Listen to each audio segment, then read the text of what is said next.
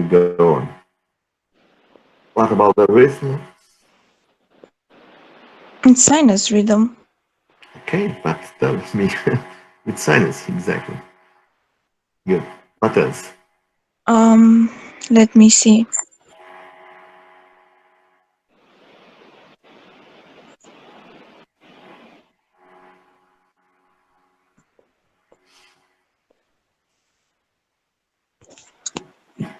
I don't know from how it looks. I would say it's a infarction, but I'm not sure.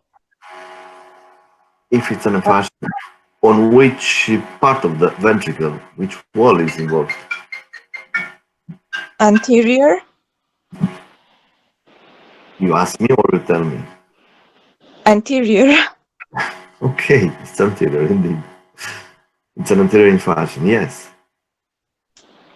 As I'm looking at the precordials, because You're right. there's, yeah. You're right. And actually, who told about tombstone? It's a little bit unlike, sorry, I will put the pointer. It's unlike this one, but it's higher. This is the tombstone. Mm-hmm. Okay, Yeah. thank you. Yes, but it's a little bit funny. What about the morphology in V1 till V3? It's not as we expect it to be in anterior myocardial infarction.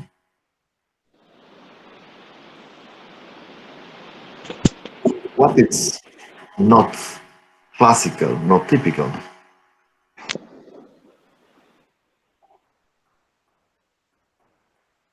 Well, I see ST elevation. I see inverted Yes. T wave, Where do you see inverted T wave? For because instance? it's, Where, in which lead do you see the inversion? oh no, P wave T in wave. in Yes, okay. V1 and V2. Yes.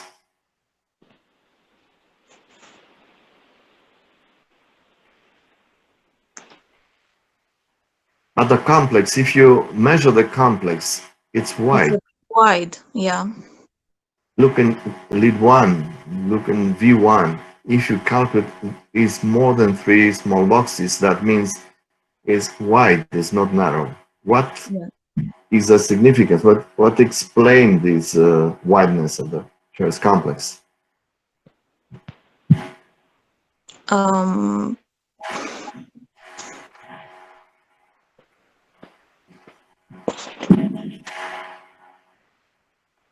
um,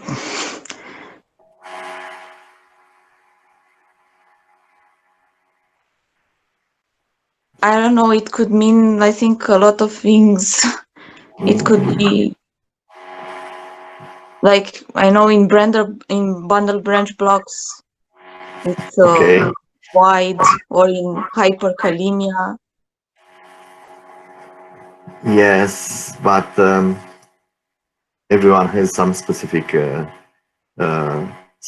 clues. For instance, in hyperkalemia, you have very high and sharp T waves, and this is not the case because the T wave is engulfed by the ST elevation. You don't tell exactly, you cannot tell exactly where the wave is.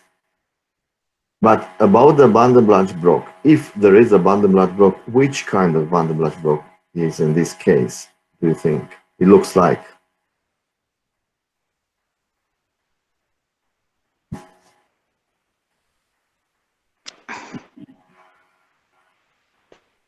Um, Is it left? Why? You tell me.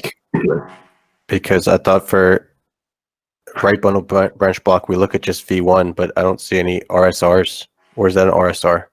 Yes, it's not. But Yes. I told you a few days before, oh, if you, it's a right bundle branch. why, Maria? Because if it was a left, it would have like a dominant S wave in V1 and a Yeah, notched R waves. yes, yes. And would have positive and enlarged R wave in V5, V6, which is not the case. Yes, it's an RBBB, but I told you a few days ago, you have to look at V1. If the complex is positive, probably it's a right bundle branch block. If it's negative, it is a left bundle branch block. It's a simpler hint for deciding. But this indeed has a problem because it's indeed a right bundle branch block, but with a myocardial infarction. And because of the Q wave, because of the necrosis, the first R disappeared. And you see only R prime actually. Even though you're not telling R prime because by definition R wave is the first positive wave. And this is R prime. The former R prime is now the first positive wave and we call it R, just R. Okay, that makes sense. Thank you. Yes? Yeah. Yeah. Good. But tell me, Maria, in which phase of myocardial infarction is this ECG, was recorded this ECG? It's a acute, subacute, chronic phase. What do you think?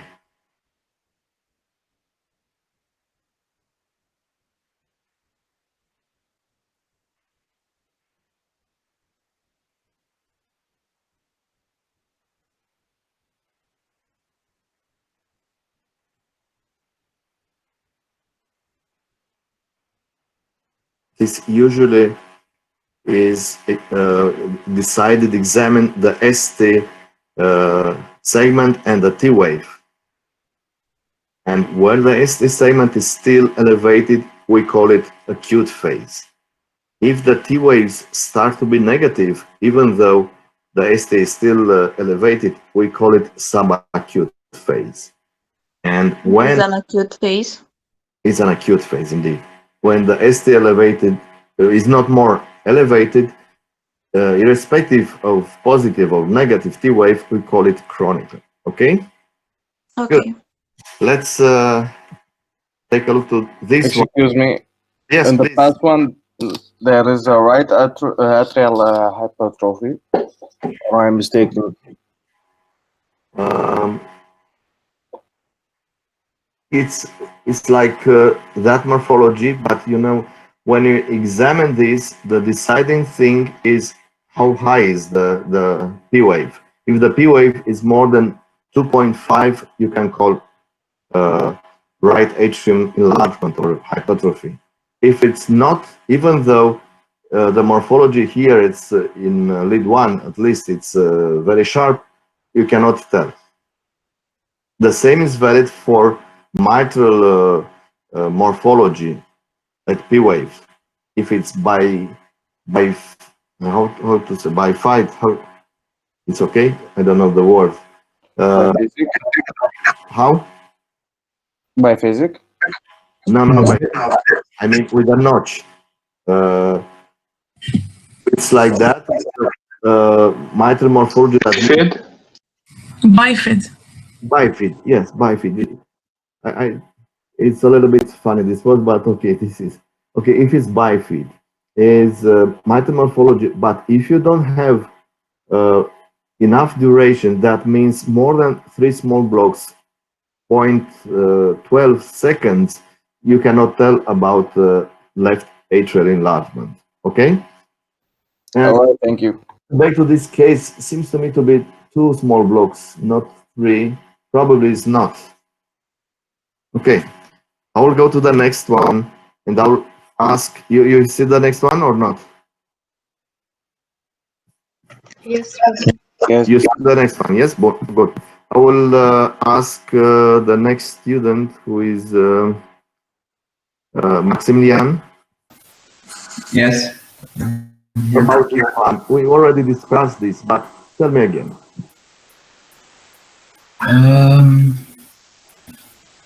We discussed this yesterday. Yesterday or 2 days ago, doesn't matter. Yeah. I tell because you don't see the grid very well. I can tell you it's 50 per minute, like half. 50, yeah, 50. The rest of things you tell me. So it's bradycardic. When you can hear me because I don't have the headset right now. I hear well. Sorry? I hear you perfect. Okay, because like when I talk now, I can't hear you that well, but it's fine. So we said, I think about this one that it's not sinus rhythm because the P wave are inverted in, for example, It's a 2 P and wave, 3. but with a different axis than the sinus P wave. Yes, you're right.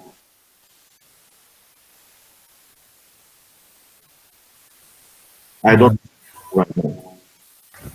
Wait one moment, because I need to put the headset, like I don't hear anything.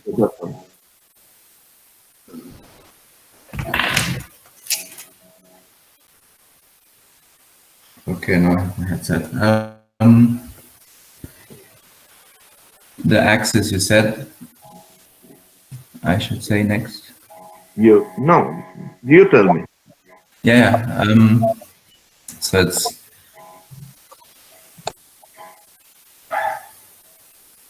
I'm not sure. It looks acubiphasic in lead 1. It's not really positive nor negative. And Lead one is mainly positive, I think. mainly, okay, and AVF is also positive. Yes. So Yeah. I guess the axis is normal then. Okay. I agree. The axis. Well, the QRS complex is maybe enlarged. And of course, we see the ST depression and elevation in almost every lead. In lead 1 AVR, AVL, it's depressed. Mm-hmm.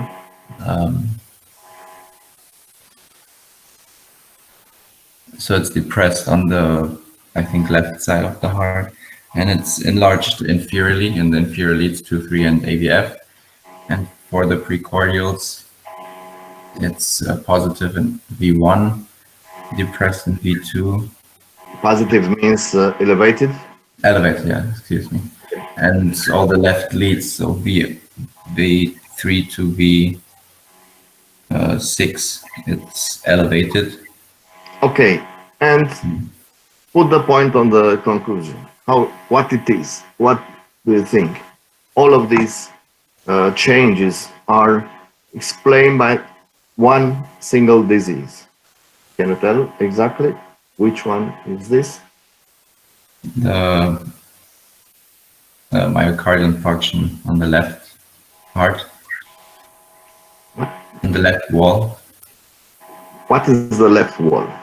There is not such a notion, left wall.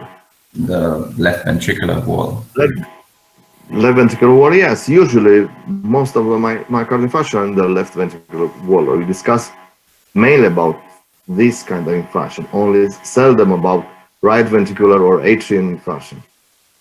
Which wall of the left ventricle is involved? That's the main discussion. So it's left inferior. Yes, skip this word, left. Only inferior wall. Inferior. But it's not only inferior, because elevation in V1. Was it the ventricular septal wall or something? I think. yeah, can be, but V5, V6 is not because of the inferior wall. Means something different. Which wall? It's expressed by ST elevation in V5, V6.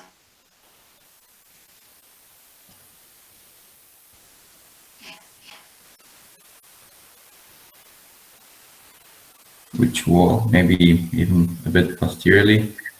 It's lateral wall. Yeah, that's what I mean with left. Okay, lateral. Okay. Be understandable because Yes. I cannot get it. Okay, good. And I will remind you, it's difficult and it's not for you, but still we discuss this ECG. I will tell you, the ST depression from V2 means an indirect sign of posterior MI.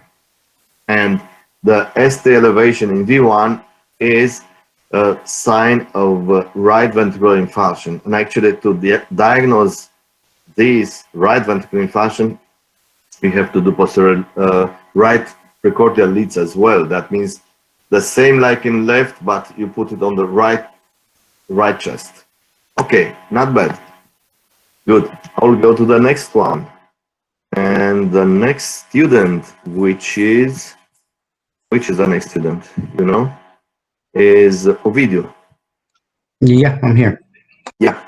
Try to read this ECG, please. Okay, so we have a heart rate of around 100. So borderline tachycardia, but not really. I think it's a little bit Lower? Yeah, okay, maybe it's 100, yes, because it's not regular and you don't different. Yeah, can be 100. I agree with you. Okay, we have irregular rhythm. Yeah, Maybe AFib. Not sure. Definitely probably some ischemia. The QRS complex is almost non-existent in lead one, or low amplitude anyway. yes. Hypervoltage, we call it, when it's that low. That means less than 5 millimeters in every lead. Yes, indeed. Can be Okay. caused by pericardial fluid, fatness, or I don't know. There might be a wide QRS. It's really, really hard to see. I'm not sure, but it's definitely negative in V1. So that will make it a left bundle branch block if it's wide. Can't really tell the boxes. You don't have to rely on lead one in which you don't see that well.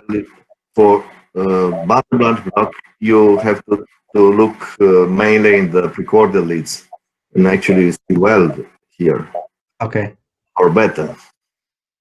I see. Okay, you definitely see an ST elevation on V2, V3, V4, V5. So that would make your anterior, Even V1, yes. even What V1. I'm sorry? what is significance? Anterolateral infraction Yes, yes. in the acute phase. Acute phase, maybe towards the subacute phase, because the T wave starts to be negative. This negative T wave means the beginning of recovery period. I'm sorry. Can I ask you a question? Where do you see the negative T wave again? I can't see that. Here, for instance, if you put the line, the arithmetic line here, you see that it's negative. It's not, or here as well, it's not deep, but it's Okay, still I see it. no problem. It's borderline actually. It's not impressive. Sometimes we have very, very deep T waves. Yes, not bad. About the rhythm, you have a sinus rhythm. You see here P waves, but with a lot of, this is P wave, a lot of atrial premature beat or supraventricular premature beat. For this reason, it's irregular, and actually it's not atrial fibrillation in this case. But you have to be very attentive. I agree with you. It's okay. No problem. I'm sorry, but is that P wave inverted or am I seeing it wrong in Yeah, V1? it's inverted, but yes, it's inverted. Here, you see my pointer, yes? Yeah, I do. Good, good. We'll go to the next one. Thank you. Okay. Oh, spooky. Who's the victim? Who has Wow, this is scary. Oh my gosh. scary? Nicholas, Yes, it's me. try to calm me. I'll try. I'll try. Yes, because I'm a little bit worried about this patient. I am too. Is it? It seems to be a ventricular rhythm, tachycardic. Yeah. Why you tell that is ventricular rhythm? I don't see any noticeable P waves in any of the leads really, and the heart rate is very high. If you would see P waves, have you considered that it's a sinus rate? Well, it just really depends on what kind of P waves and how the P waves look. But me, just quick glance at this, that there's I can tell you, never P wave sinus rate will be so fast. yes. That was my Yes. next point as well. Yes, it's easier if you calculate first the heart rate because you will start from that point and you can to make some judgment according to the heart rate. Yes, please Yes. don't look at the number upstairs, the written. I want you to calculate to Okay. divide 1,500 to how many small boxes are Okay. about Let me. 6, I think. Okay. Well, let me calculate. I got my calculator right here. I'm not good at math. So it's 250 about, we could say. Yes. 250 beats. It's And- okay. It's okay. Uh, And the QRS complex is narrow or wide. This will be helpful as well. they look wide. They look pretty wide to me. Obvious wide. Okay, you have a tachycardia, fast tachycardia, 250 with wide complex and regular rate. Now it's regular. It looks regular to me as well. Can be. What can be, Nicholas? You suggested ventricular tachycardia, but I will argue with you. Usually ventricular tachycardia is less than that. Usually it's still 180. Oh, yes. So it could be a flutter. I just very, very seldom happen to be very fast. But okay, try to think of other things. What can be? Well, with the regular rhythm that's so high heart rate, it could be a flutter. Then A ventricular flutter. ventricular flutter. Yes, even though the ventricular flutter is even less clear than that, it's like a sinus, not with definite waves like here. Yes, but we can think of this. I will give you a hint because it's good to see the patient. The patient has dizziness and blood pressure in 90 over 60, but it's conscient and speaks with you. What else? Um,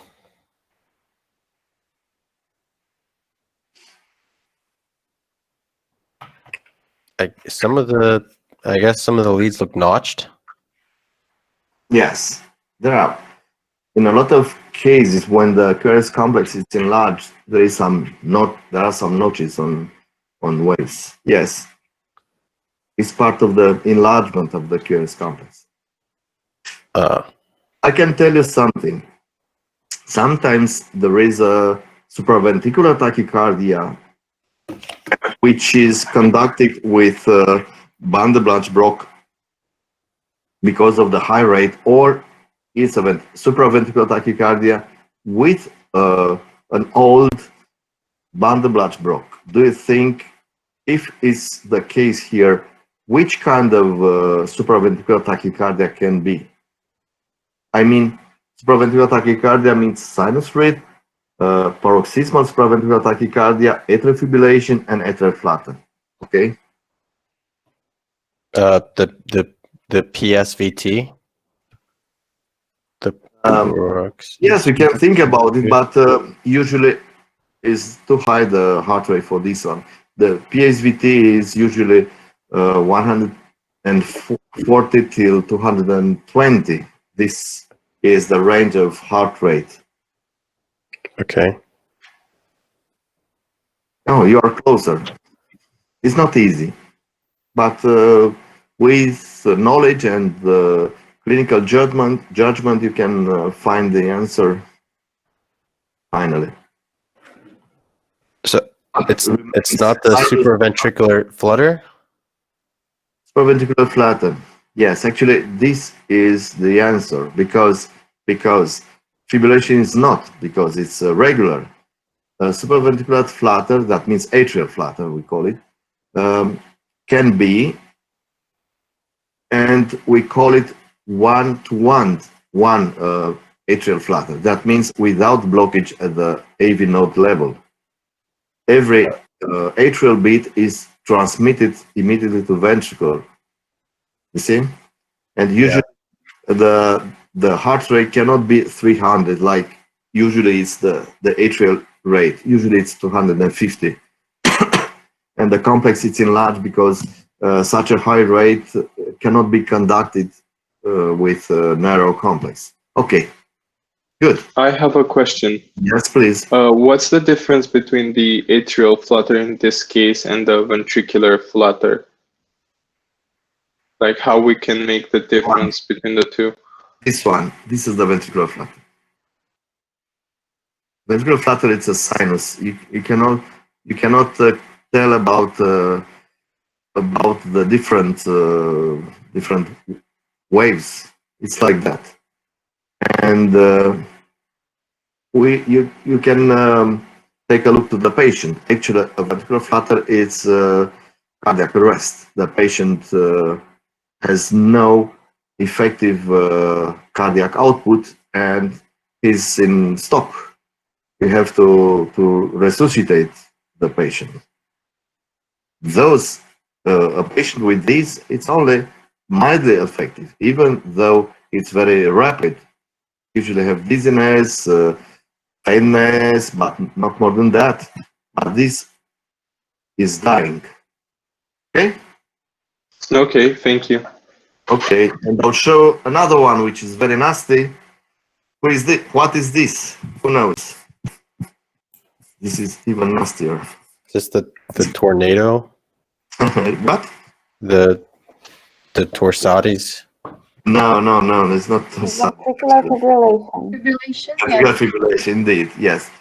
Even though sometimes it looks like torsade de Pont, but it's ventricular fibrillation because you see, with my pointer, is with a lot of small and the big waves, and sometimes it's bigger. This is ventricular fibrillation with bigger waves. Sometimes it's very small, like this one, and even smaller than that. Sometimes, because those patients are without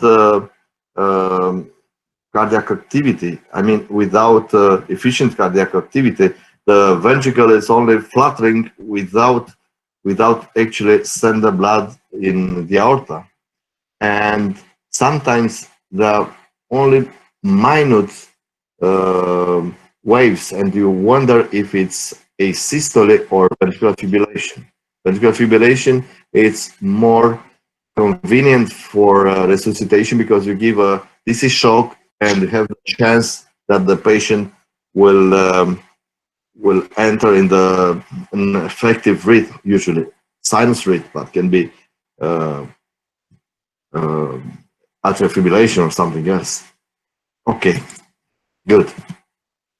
But I will ask who is the next one, because this was only for showing you. But Vladimir Petre, tell me what about this ECG?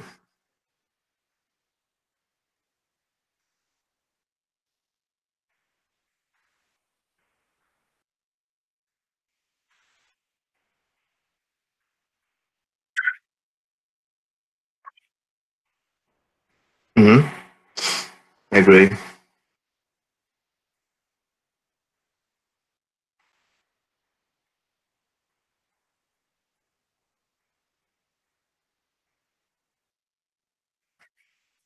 Yeah.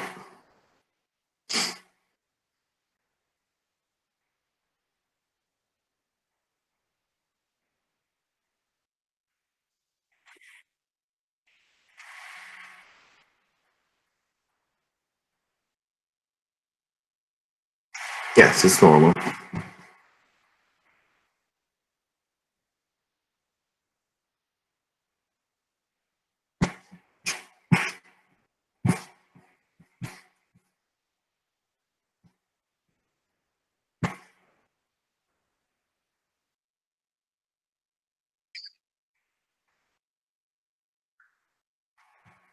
Yes, it's a bizarre ECG, but still try to tell me what do you see. I don't expect to know everything. Only try to tell me if you have noticed something which is not typical.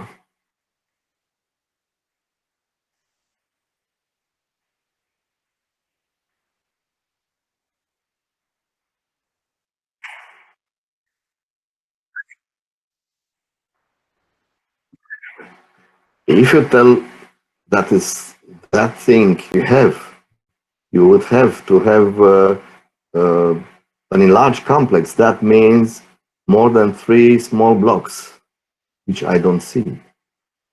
Actually, it's a very narrow complex, so I don't see an enlarged complex here.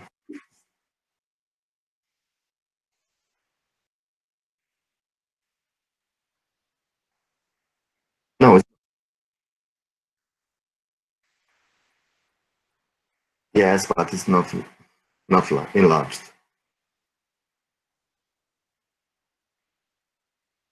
What else?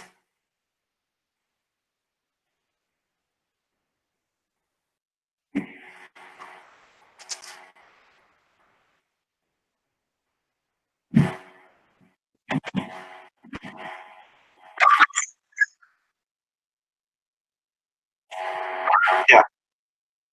Okay, I will tell to the other because you okay, no problem. You see here there are different complexes. The complexes are different from one to one. Look in V3, for instance. You have this kind of complex, and the next bit is completely different. It's actually a changing in the axis of the complex from bit to bit, okay? And who knows what it is called this, and what significance has this modification? I'll ask you all. Maybe somebody knows. Otherwise, I'll... AV dissociation. Now, AV dissociation means that P waves are not related with the Kerr complex, but the distance is perfect. No, it's not AV dissociation. I'm sorry, I have a question. Is that a P wave or a T wave in lead 2? Lead 2 here, this one, Yeah. it's a P wave, of course. The T wave is flat. You don't see very well in this. That's what I thought. Actually, we Is don't it see any lead. is it um either a respiratory rhythm or a pacemaker? I don't know. None. Respiratory rhythm means that there is an irregularity in the sinus rhythm. That means the distance between two consecutive P waves is different from beat to beat, which is not the case. It's regular. The second one, pacemaker, we don't see any spike to tell that it's pacemaker, but it is called like that, electrical alternance, because a beat is like that, the next one like that. Electrical alternance, and is typical for cardiac tamponade. That means intraprecardial fluid. Okay, good. Now you know a lot of things. When you take out the fluid, the patient return at the normal ECG without this alternation. Okay. Munib is next. Munib, yeah, Munib. Tell me about this one. Take your time and try to tell me what is on this one. All right.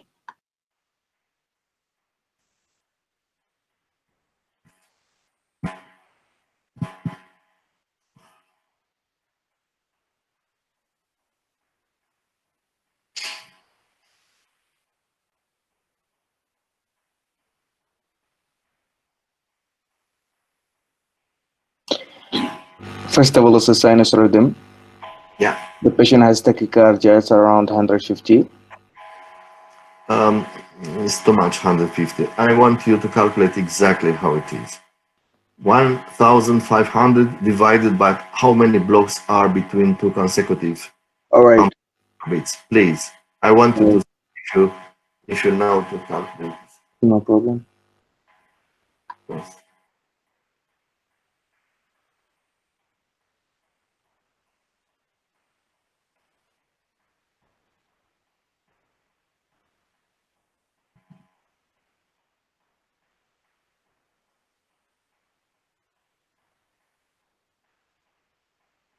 So basically 125, because there are 12 boxes, small boxes. 12 small boxes. Yes, maybe more. Not more than 12. I think there are 13. Okay, but Okay, so it's around 120, yes, around 125. that. Okay, it's important to know to calculate. Go on. All right.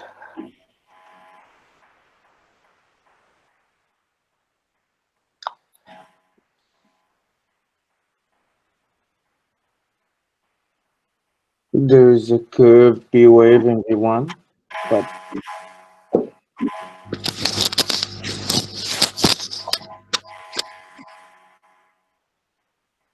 and a steep depression in V2. Look, Munib, Yes. it's better to continue with what is mandatory. First, the rate. You told me the rate. Yes. Second, heart rate. You told me the heart rate, but you didn't tell me about the curse axis. Curious. Oh, okay. That Not only on an exercise. Sometimes it's important in the judgment. In this case, it's important. I can. all right. So it's narrow. It's not wide. The QRS.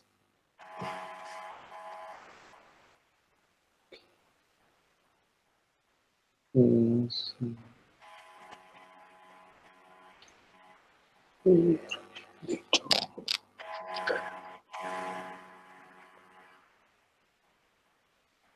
And the x's are negative. No. Like depression. I don't know. I'm taking from lead 2. Take a look first in lead 1 and AVF. You start from that point. After that, you. Okay. Because if you look at these leads, you'll not miss the quadrant. If you want not the quadrant, otherwise will go smoothly. So it's left inferior. Now, actually, it's By physics. right atrial right axis deviation, extreme deviation. Okay, bearing this in mind, try to read the rest of the thing. Well,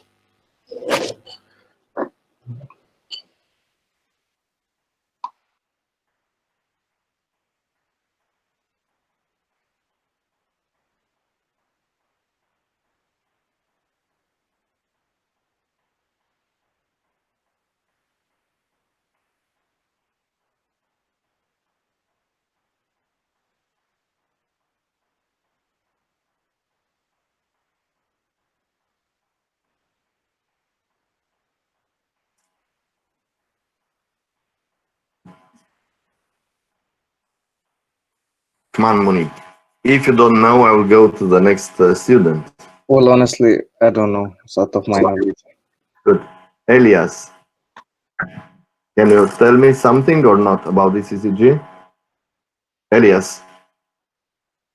Elias Hussam is not here. He left. He's in his country and he got a poor connection. He will be back. He'll log on again. I see. Okay, we'll discuss. Let's ask Valeria if she knows. Valeria, you are in Italy? I'm traveling today. Oh, okay. Okay. Isn't it left ventricular hypertrophy? Because I see the V1 and the V1 is very high, kind of. V2. In left ventricular hypertrophy will be an increased S wave in V2, which which an increased R wave in V5, which is not the case at all because it's sorry. no problem. You are not far away, but you are in the other sense of the direction.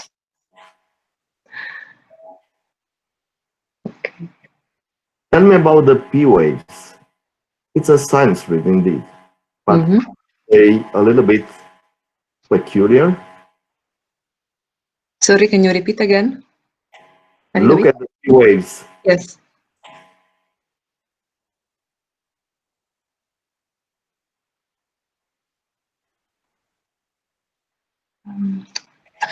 They are taller, I think. They are inverted. Tell me the P wave in lead 2 and 3, how it is, and AVF. Be peculiar. Um,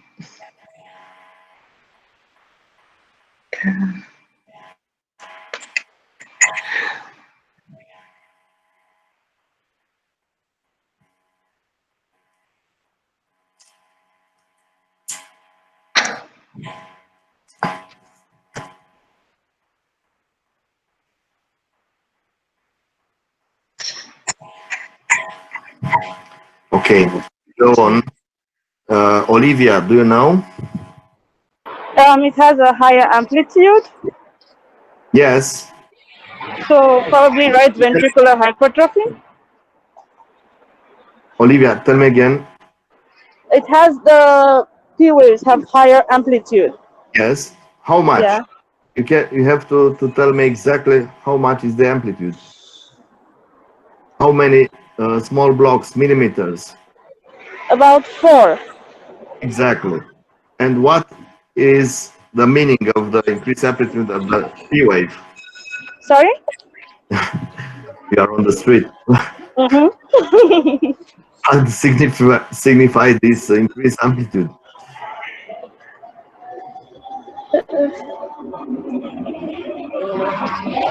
What is the meaning of the increased amplitude? Olivia, Sorry, is difficult. I Olivia, can hear very well. okay, forget it. I'll go to ask Halime. Halime, Right atrial enlargement. what? Right atrial enlargement. Exactly. And about the rest of the ECG, and bearing in mind that you have right atrial enlargement and right exit deviation, what is the significance of the rest of the ECG? Could it be right ventricular hypertrophy? Exactly. It's right ventricular hypertrophy. And actually, it's very easy to judge. And the ST changes, which are in V1 till V3, are because of this. It's difficult it's easy to judge because usually in V1 can be if it's positive in V1, significant only two things: either um, right ventricular hypertrophy, like in this case, or right bundle branch block. But to be right bundle branch block has to be enlarged, the complex. Now here is not enlarged, it's narrow. Okay, that's good. Okay, let's see. The next one will be the last one.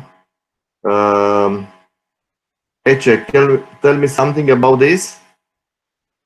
Okay, so the rhythm is irregular. Yes.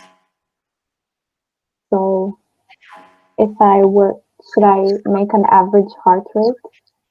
Yes, please try to do it. Okay, so I'll take 3 of them.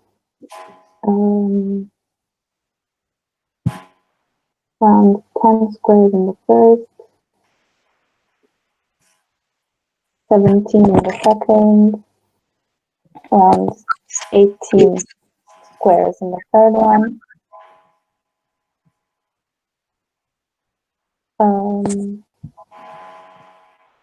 So on average.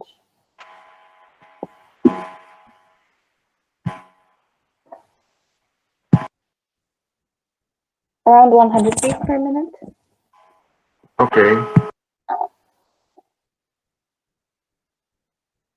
Okay.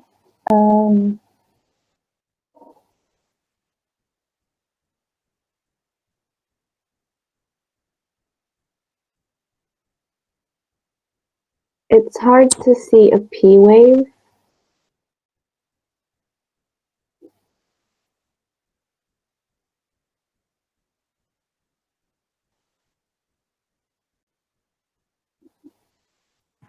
What? It's hard to see a P wave, I said. Yes, yes. Already. Okay. I got it. We have wide QRS complexes Yeah. with Every complex is wide. If you take a better look, you can see some complexes which are not wide. Can you do this? The first one from everything, which is a little bit wide, but special, the fourth the first one. cordial and the seventh, I mean the precordial leads. You see? Yes, yes. I didn't look at the precordial ones yet. Okay. Just I try to show you. Okay, which kind of rhythm do you think is here? Do we have atrioventricular dissociation? Atrioventricular dissociation. You don't have, no. No. Atrioventricular dissociation, you have to see well the atrial waves which are not related with the ventricular ones, but you don't see well the atrial waves. Why I tell this? And in those cases where is atrioventricular dissociation, you will have a regular idioventricular rhythm, which is not the case because this is not regular, even though it's enlarged like an idioventricular rhythm, but it's not an idioventricular rhythm. Usually idioventricular rhythm has a lower rate, about 30 to 40, 20 something. This is, who told me a high rate is not a lower rate. Okay? Okay, so Try to find an answer. It's not easy, but it's not difficult. I mean, main of the thing is easy. The one small thing is more difficult, but I will tell you. Tell me what is easy. that we have ectopic beats and No, you don't have it. okay. Now I will tell you, okay, because it's a little bit difficult, but what is easy is when you have such an irregular rhythm, it's always atrial fibrillation with band and branch block. If we talk about band and branch block, which kind, right or left band and branch block? Left. Left, definitely left. Yes, indeed. And the explanation for these V1, V2, and beats is that one that I told you before sometimes. This is the normal complex, but the conduction system is diseased, and when the heart rate is increased, it conducts with LBBB. But if as a longer pause starts to conduct without any blockage, you see, this is a longer period before the normal beat. Because of this, we call it rate dependent band branch block. Rate dependent, only when rate is high, doesn't matter. Okay, we finish, thank you. We finish with this and we'll start with cases right now. Let me find the cases, and after that, wait a minute. Okay.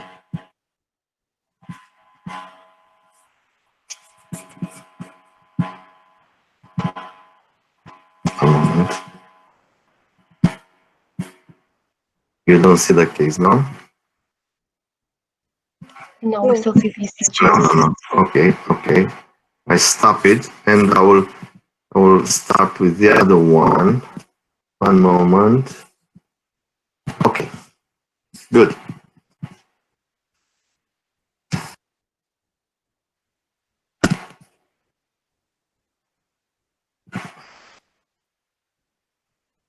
Now you see, I think. Good. We are in the emergency room. we receive a patient which is 52 years old with high blood pressure and obesity, was admitted for dyspnea, severe dyspnea. If it's class 3, it's already severe.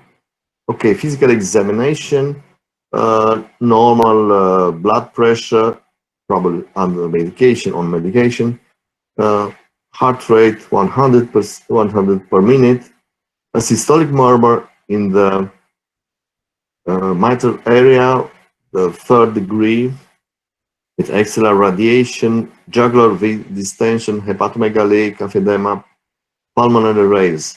What seems to be in this case? Right heart failure.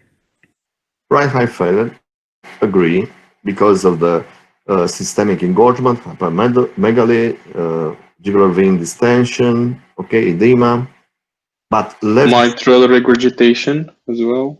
Exactly.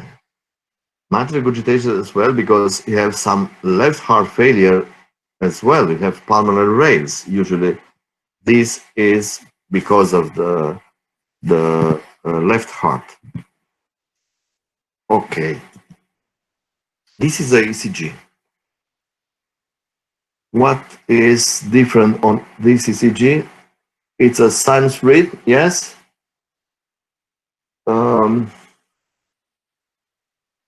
Is something peculiar on this ECG or not? Who has something to tell?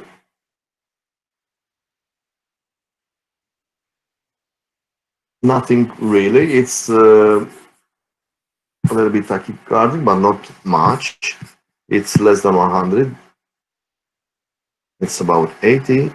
But that means it's not that bad. What we have? We have a peculiar notched complex in V1, but is not enlarged. We cannot tell that it's a specific RBBV. We have a peculiar P wave in lead 2, which is bifid. No, that's the word, bifid. And if we measure the duration, seems to be more than 0.12. That means it's a left atrium enlargement. That's all. Okay. Let's go to the echo. Echo, who knows this image from echocardiography here is normal or transesophageal? Who knows? Is transthoracic or transesophageal? Transesophageal. Why? Because you can see the left atrium, so you must be posterior to it, right? The left atrium is transesophageal indeed. This is the left atrium because the esophagus is immediately behind the left atrium. These are the ventricles. You say the valves are opening like that. This is the left ventricle. This is the right ventricle, and we see that has enlarged right cavity chambers, ventricle and atrium, and enlarged left chambers. Okay. In this case, it was a mitral valve regurgitation because of mitral valve collapse. What we have to do with this patient? What we can do it? We treat with drugs. Which drugs we use for treatment a patient with heart failure because of mitral valve regurgitation?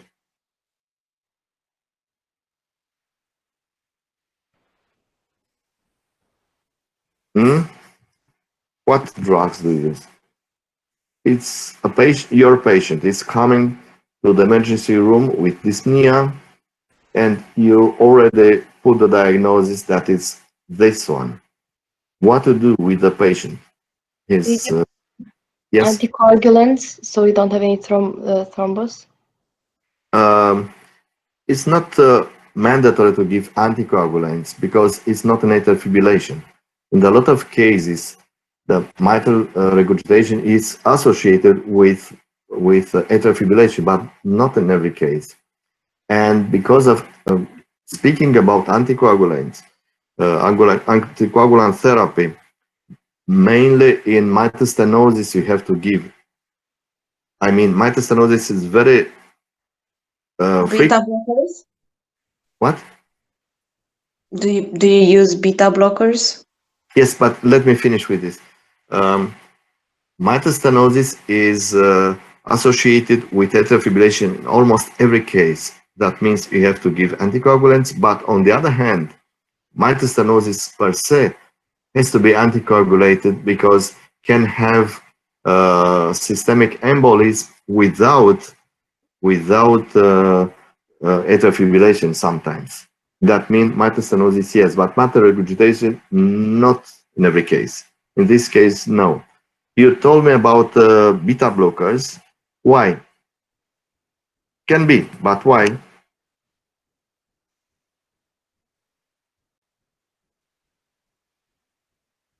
Because it can help regulate like the irregular beats in case of regurgitation. Yes, but this patient has regular beats already. Show the ECG. It's regular. It's not tachycardic. Well, it reduces also the blood pressure. I don't know. That's The why. blood pressure was 120/80. You have to think at the specific patient. You don't have to give like general things. You have to think that's your patient. You have to treat it well.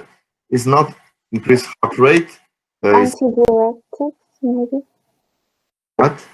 Antidiuretics, because the patient has leg edema and heart failure. Diuretics. Yes, it's the main part of the treatment. Yes, diuretics are very important because has edema and stasis and has dyspnea. This will alleviate everything. Yes, but you can do even other treatment. Less beta blocker is not forbidden, but you have to give when is the case exactly. Okay, what else? Except diuretics, which are necessary in this case.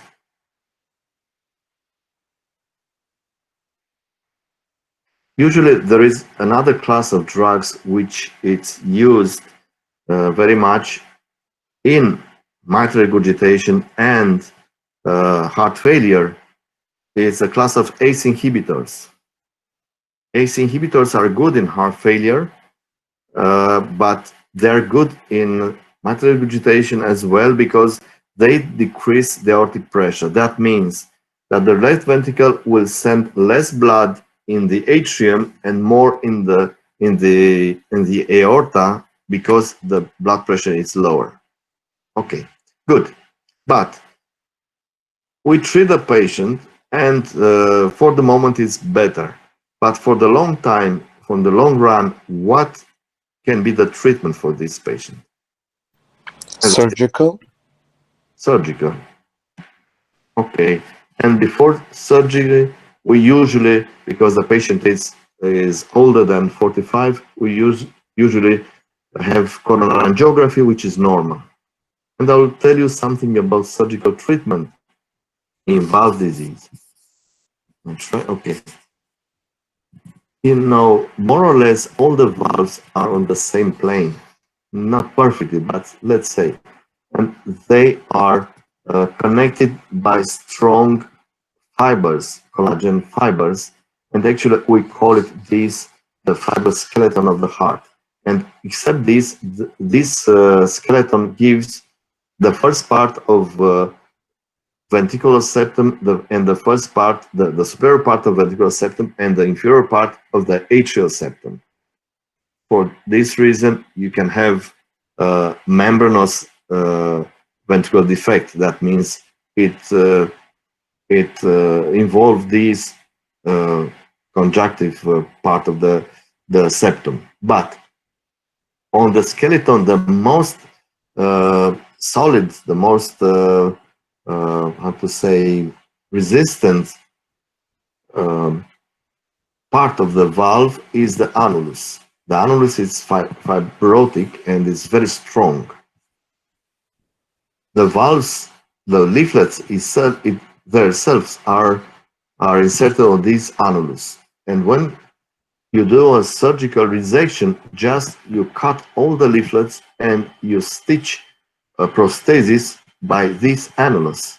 For this reason, it's very difficult to treat a case with endocarditis in which there is an abscess of the annulus, which can happen because you don't have this strong part to stitch to. Okay, I will go on and I will tell in this case, sorry, in this case was made surgical mitral valvuloplasty. That means it's only a repairment. It's not an changing excision of the valve. And you see here, just take away a part of the valve. This is the posterior valve, and this was removed. And after that was stitched, and with this diminish the extension, the area of the valve, and for this make more competent. And in the valvuloplasty, there is another part which is important, a plastic ring which is implanted to squeeze a little bit the orifice. I will tell you a few things about valvular prosthesis. Probably you'll learn, you'll be taught, you'll be taught today, but I will tell you a few things because we have a case. These are in evolution the mechanical prosthesis. This was the first one, caged ball. That means it's a very, very soft ball here in the cage, and the pressure open and close the valve. The second one is tilted disc, which is eccentrical bond to the ring, and it's open and closed, but not vertical. It's tilted.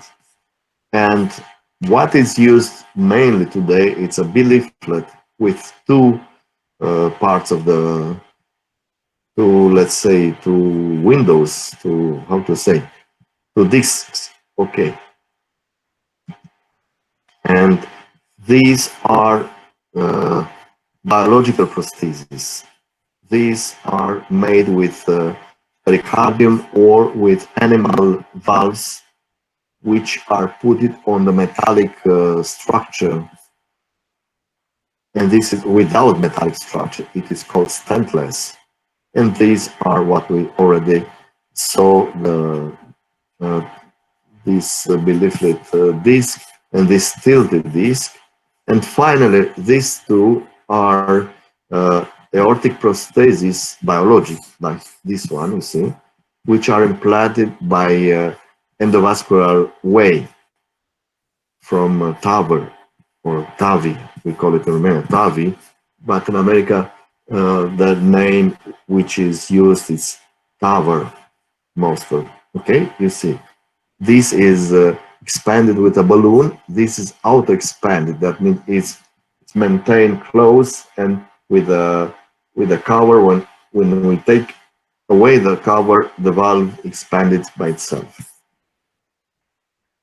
What complication can be in valve prosthesis? One is thrombosis. For that reason, we give anticoagulants in this patient. And the most, you see, the area is bigger when the risk is bigger. The biggest risk is in valvular prosthesis. For this reason, we never or almost never put a valve in the tricuspid position. The rest of the valves are less thrombogenic, and the least one is the aortic valve. Okay. About other complications, endocarditis, we discussed few cases with endocarditis, usually there is an inflammation and an infection. These are the streptococcus and streptococci in this example. This is the prosthesis, and they cut, they destroy the stitch between prosthesis and normal annulus. These are some streptococci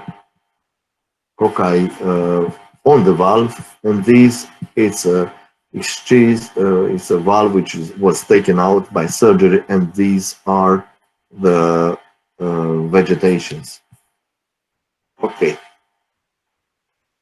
When there is a risk of abscess and let's say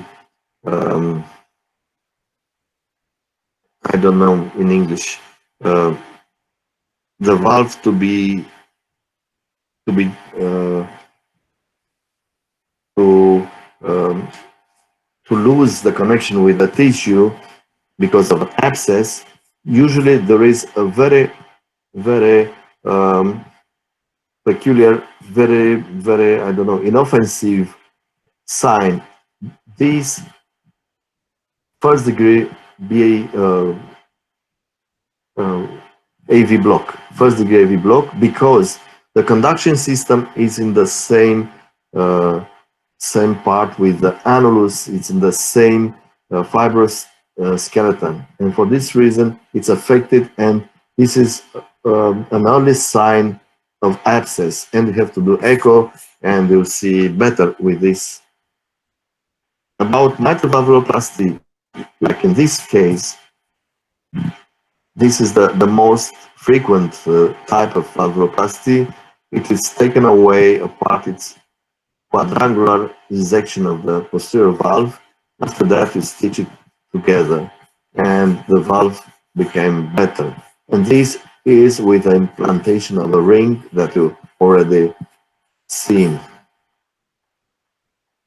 And this is during surgery.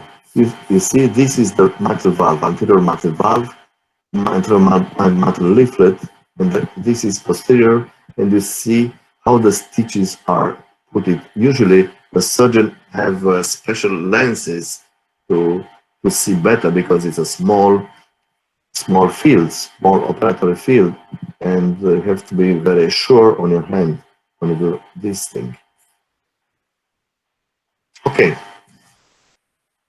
the next case, it's a young person, 27 years old, which was admitted for fever, dyspnea as well, epiglottis pain, which increases with inspiration, asthenia.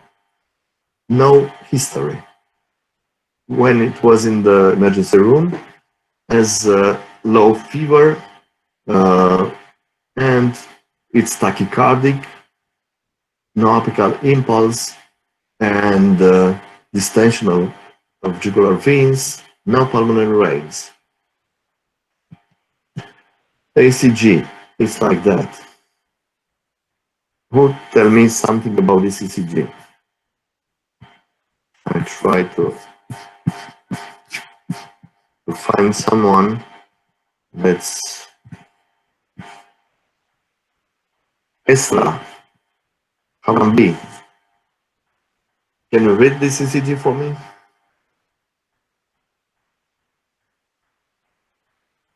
Do you hear me? I think Esther is disconnected due to her internet problem or something. Why?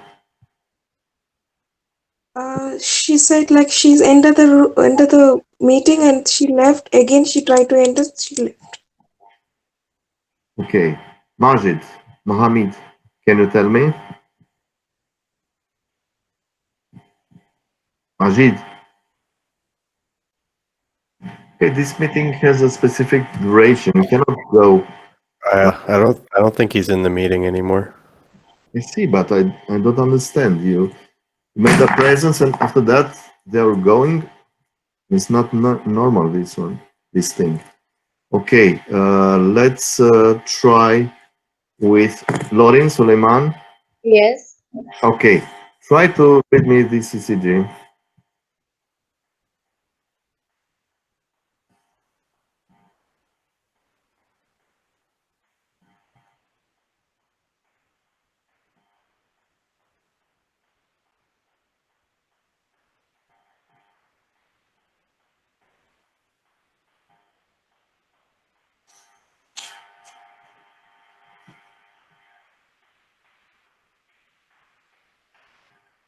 Can you try? Lorin, Yes, yes. it's not difficult. Start with heart rate, with the rhythm, with axis, okay? Okay. So we have the P wave. Yeah. So it's sinus rhythm. Yes. And um, the heart rate is approximately like it's normal, yeah? No, no. So,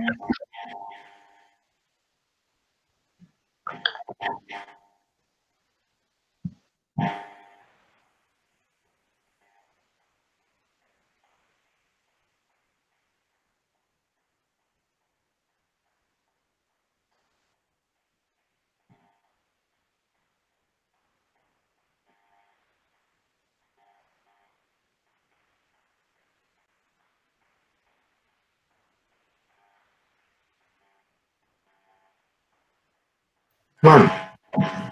It's normal or not?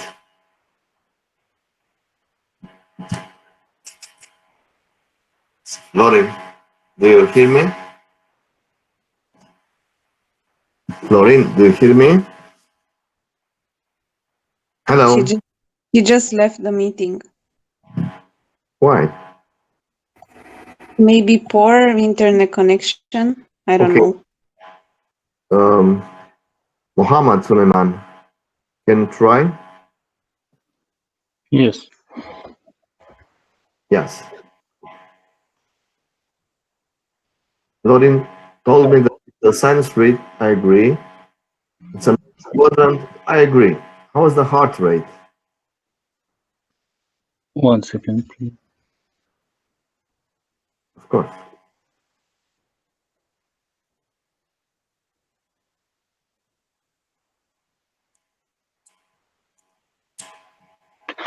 I think it's normal. It's around 100, 100 and something. Yes, I agree. You are okay.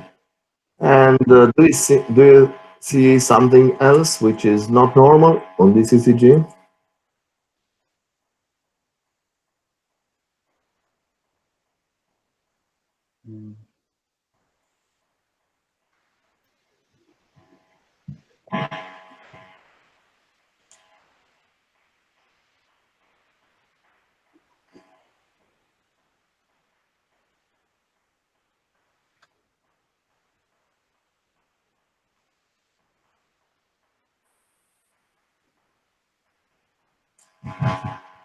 Muhammad? Yes. I'm trying to look. Okay, I can tell you, it's nothing abnormal. It's okay. The single thing that it's a very, very peculiar thing and the discrete, you don't see it usually, sorry, you don't notice usually is this one. The PR segment is depressed. Our segment is depressed. Sometimes matter, and you almost nobody will take care of this. But it's important some instances. And actually, this patient, a young patient, 27 years, I'll remind you, which came with dyspnea, has this chest X-ray. What you can tell me about this chest X-ray? Word, you can tell me something? Word, Eunice? Yes. Try to describe a See little that bit. the previous ones, the index is enlarged, so the Yes, indeed. profit. Yeah, this is the first. The middle one should be convex, but it's concave. Yeah. This one, it's a little bit flat, but usually, yes, here it's flat.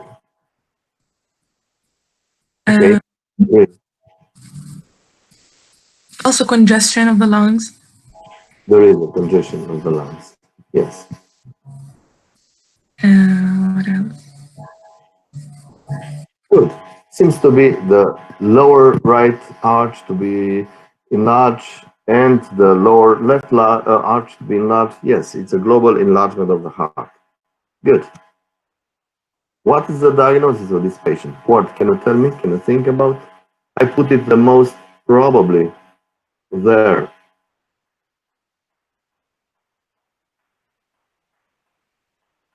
You can tell me if you need something else like investigation, I will give you. But what you can tell?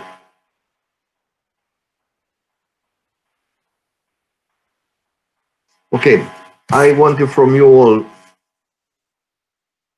tell me, what do you think is in this case?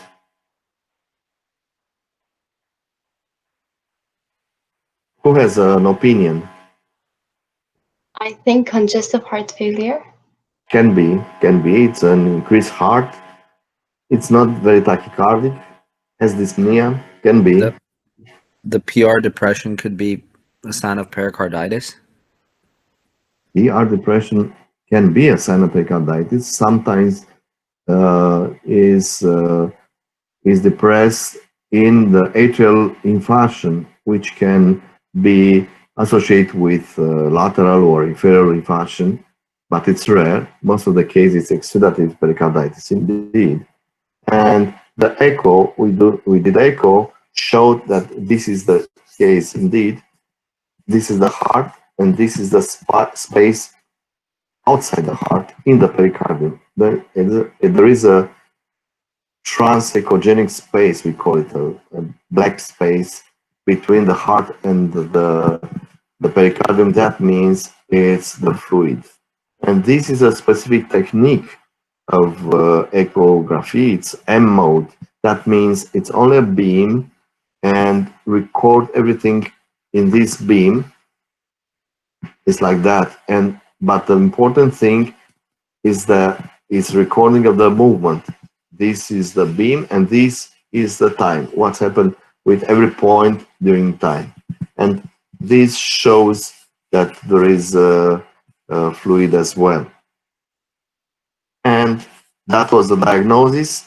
The treatment was with anti-inflammatory drug. But the patient, after one day, it's worse. Has dyspnea. He cannot lay and not stay at all, and has decreased blood pressure, increased heart rate. What happened? They repeated the echocardiography, which showed that the pericardial fluid increases, almost doubled, and with this is the superior vena, suprahepatic vein, no, inferior vena cava, sorry, inferior vena cava, which is enlarged without respiratory movement, and this is consistent with cardiac tamponade, and for this reason, they did paracentesis for this patient. Paracentesis, sorry, pericardocentesis. I put wrong. I will correct it. Okay, pericardocentesis. Sorry, and were 800 milliliters of fluid was evacuated, was serohemorrhagic.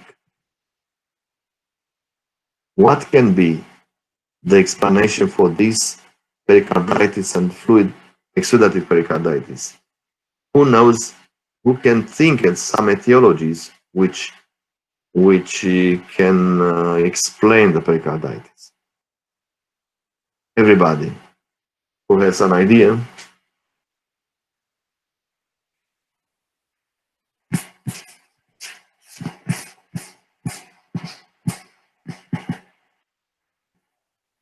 Nobody?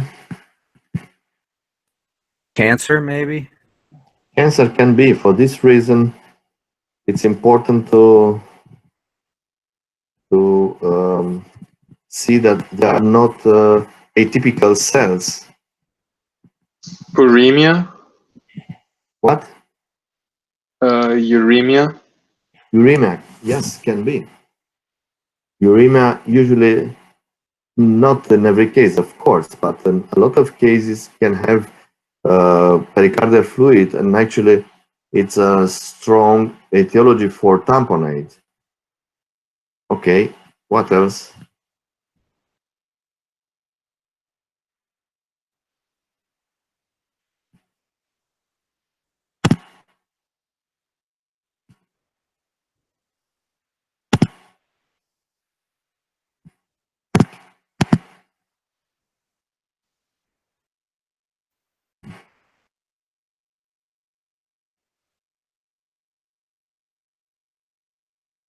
Nothing else?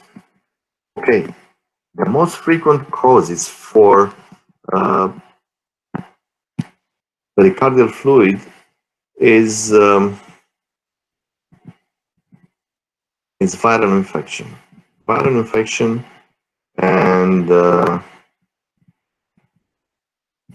sometimes it's idiopathic or other inflammatory disease can have pericarditis. You already have the lecture about acute rheumatic fever. In acute rheumatic fever, there is pericarditis as well because it's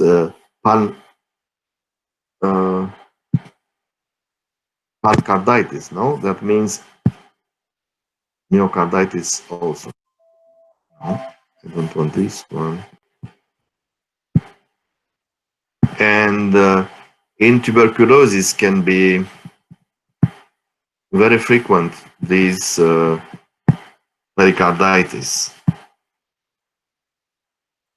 Okay, that's the most frequent. Sometimes can be bacterial is very how to say, very sounding. The patient is very bad with increased very high fever and with very difficult state. This was not case here. Naturally, this was the image, the chest X-ray after the evacuation of the fluid. You see before and after. Okay, it's very clear. The benefit was clear and was lasted for at least some time. He was discharged on anti-inflammatory treatment because it was not necessary to give other kind of treatment, and patient came at follow-up at 1 month, no fever, and was well without any recurrence of the pleural fluid, the pleural pericardial fluid. Another patient, and I think will be the last case we'll discuss, is 58 years old, which was admitted for dizziness. And he has a long cardiac history, has mitral stenosis from teenage, and 26 years ago, he underwent a mitral valve replacement and was implanted a mechanical prosthesis. And after that, he suffered an ischemic cerebrovascular accident, and at least from 5 years ago, he has atrial fibrillation. And physical exam was normal hemodynamic parameters with a systolic murmur grade 2 in mitral area and a systolic murmur grade 3 in the aortic area with normal prosthetic sounds. At home has treatment with metoprolol and digoxin because of atrial fibrillation, and this is the ECG who will tell me something about this ECG. I can find something, or everybody's gone already. Sabra Ellis, you are here. Yeah, I'm here.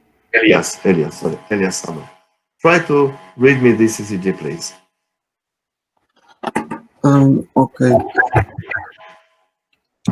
So first of all, the heart rate, we have 20 small squares. So let me calculate. Yeah, please calculate. 75 heart rate. 75. I think it's less than that. Maybe you have to think. It's based on the square. Yes, maybe it's a very different, but can be even 75. But I think it's less. Okay. It's not maybe 70, something like that. Go on. Yeah, maybe. The axis. Positive. Positive. I think they are normal. Normal quadrant, indeed. But if it's a normal quadrant, which angle do you think can be?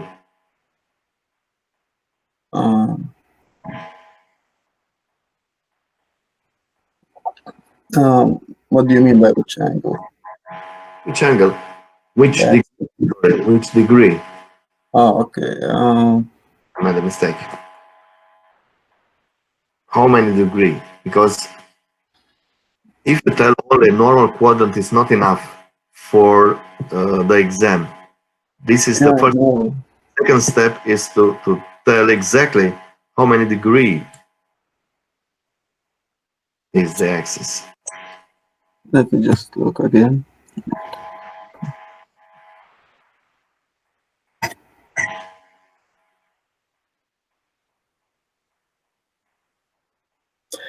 I'm not sure, maybe 30. Yes, probably you're right. Indeed, 30, it's okay. Go on.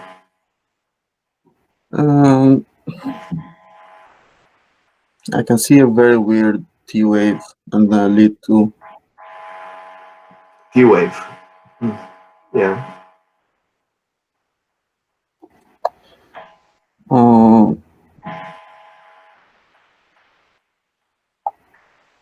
deep S wave in V1 and probe R wave in V5, meaning Agree. Indeed. just a second. What is the significance?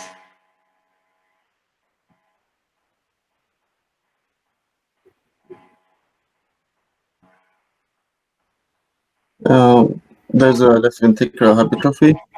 Good, good. Good. What about the rhythm? Which type of rhythm do you have? I barely can see the P wave. I don't know. I don't think it's there. Probably it's not, because there are more P waves if you take a look. But it's regular or irregular?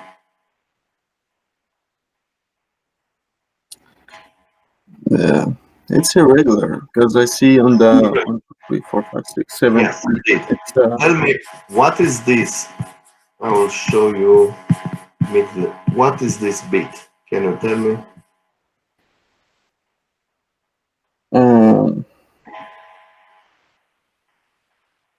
We have ST depression. But what is the significance? What means this beat? Not only describe it, but tell me what's the conclusion about this. Hypokalemia, maybe? No. Yes, it's a little bit tall T wave indeed, but it's not because of this. It's a premature ventricular beat, that one. Premature beat. Yes, sir. Okay. But the rhythm, can you tell me about the rhythm? Take a look here in V1, for instance.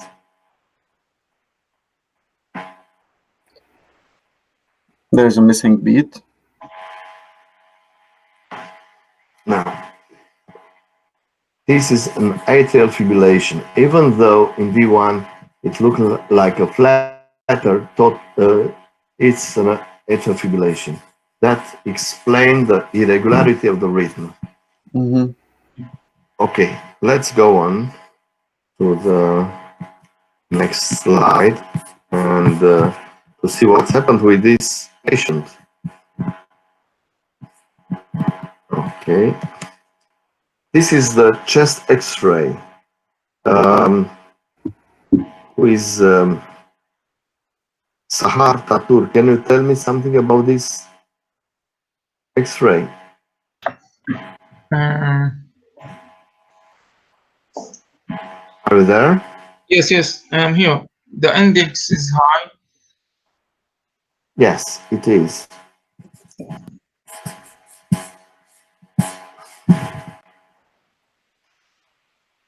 There is inferior left arch. It is large. Yes, indeed. What else?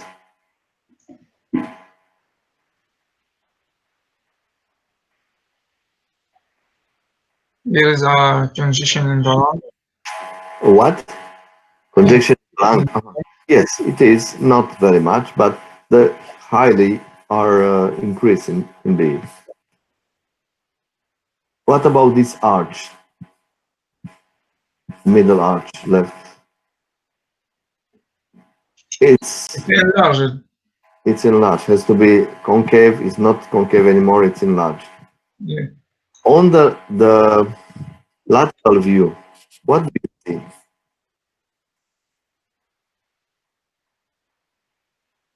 The other chest X-ray, which is lateral view. What you can see?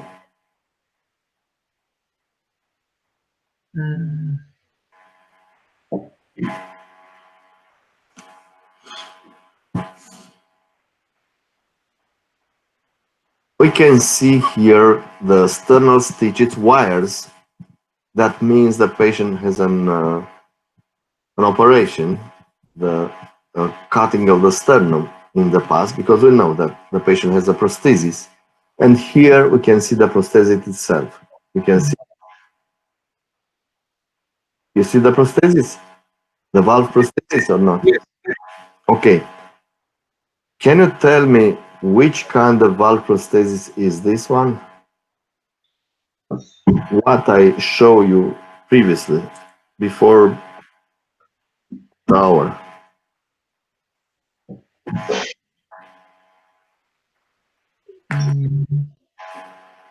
Is anybody which can tell which kind of prosthesis is this? It's a mitral one, we know that. But what type of prosthesis? The bicuspid one? You tell me that it's more frequent for this reason. No, it's not bicuspid one. I think it's one plate, the one with like tilted Yes, plate. one plate actually, because only this has this peculiar aspect. You see here, there are these struts which you can see here. Yeah, it's one plate indeed, monodisc. Very good. Let's go on to see what we have to do with this patient. Okay. We did a Holter monitoring for this patient because the patient has dizziness and we want to see if there is any rhythm problem. And that we got a pause of almost 4 seconds. Usually, if it's more than 3.5 seconds, has a recommendation of pacemaker. What do you think that we have to do with this patient?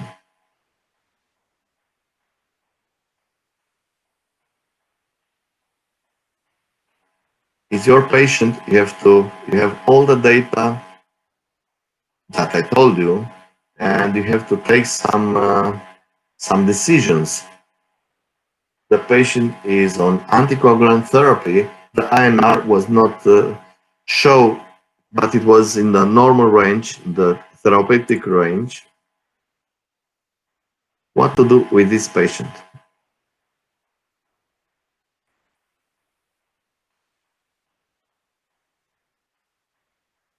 The patient has no dyspnea, has only dizziness, and even though the heart rate seems to be okay when he was admitted, still in the continuous monitoring, which is called Holter monitoring, has some longer duration pauses. Not very much, and this was the longest one, the longest one. What's your opinion about everybody, not only one? What's your opinion about the treatment of this patient?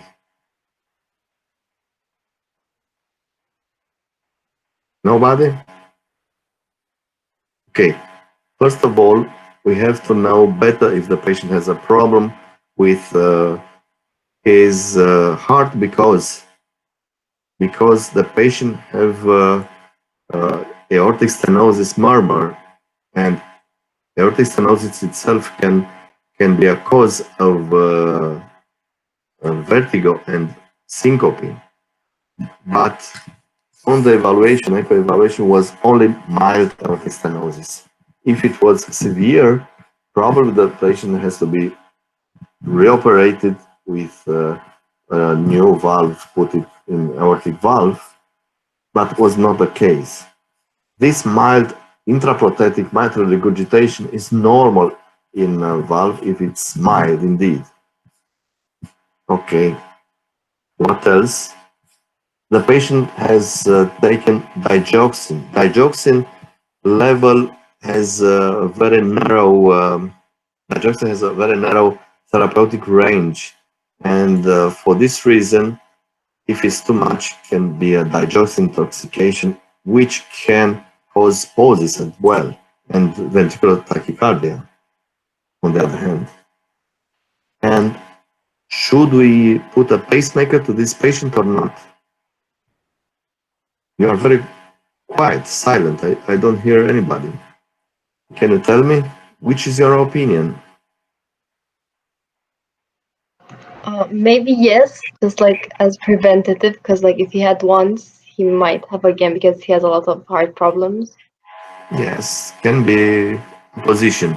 Actually, in this patient, they did not put a pacemaker because they suspended the beta blocker and the patient has a good heart rate. But maybe you're right, because sometimes in the patients with a secondary blockage, AV block, even though can be drug induced or hyperkalemia induced or I don't know, inflammatory induced, that means there is a predisposition for AV block, and probably in the future will have a permanent AV block. That means even though this patient was treated medically and just with adjusting of the dosage of treatment, he has to be monitored in the future because he can have recurrency of this bradycardia. Indeed. Good. I think that's all about this patient, and I think I don't have any other case for you. Yes. Just if you want to ask me something, we are at the final seminar from this year, and I try to show you mostly things that you have in lectures, but sometimes I put it one or other which was not in lecture, like pericarditis or bradycardia. Okay, if you want to ask me something, please ask. If you want to give some suggestion, you can give to us. Okay? It was very good. Thank you very much. Thank you. Okay, that we finished. I will wish Merry Christmas, or or good holidays, because some of them are Muslims, is not a problem. Everybody